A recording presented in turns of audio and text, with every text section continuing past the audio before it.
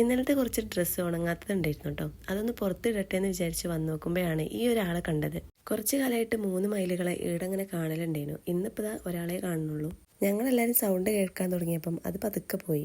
മയിൽ പോയതിനു ശേഷമാണ് ഞാൻ പിന്നെ എൻ്റെ അടുത്ത പരിപാടി തുടങ്ങിയത്. അതുവരെ മയിലിനെ നോക്കി നിൽക്കുന്നായിരുന്നു. അങ്ങനെ ഡ്രസ്സെല്ലാം മാറിയിടാനുണ്ടേനു. അതെല്ലാം ഞാൻ ആറിട്ടു.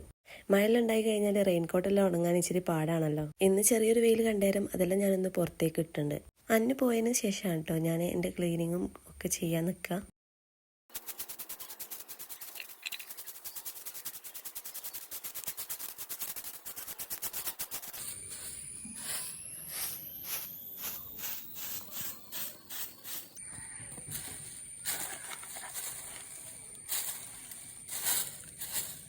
അങ്ങനെ അടിച്ചുവാരൽ കഴിഞ്ഞതിന് ശേഷം ഇച്ചിരി അലക്കാനുണ്ടായിന്. അധികം ചളിയില്ലാന്ന് തോന്നിയ ഡ്രസ്സ് ഞാൻ പിന്നെ ഇവിടുന്ന് തന്നെ അങ്ങ് വാഷ് ചെയ്തെടുത്തു. വാഷ് ചെയ്ത ഡ്രസ്സ് ഒന്ന് ആറിട്ടെന്ന് വിചാരിച്ച് പുറത്തൊന്ന് നോക്കുമ്പോഴാണ് ഇവിടെ കുട്ടിനെയും കൊണ്ടിട്ട് നോക്കി നിൽക്കുന്നത്. സിറ്റോട്ടിൽ എന്നെ കണ്ടിട്ടും പൂച്ചടങ്ങി നിന്നിട്ടില്ല കേട്ടോ. കുട്ടിനെയും പിടിച്ചിട്ട് അകത്ത് കയറാൻ വേണ്ടിയിട്ട് നിൽക്കുന്നതായിരുന്നു. അങ്ങനെ പുറത്ത് പണികൾ കഴിഞ്ഞതിന് ശേഷം പിന്നെ ഒരു ലെമൺ റൈസും ഉണ്ടാക്കി.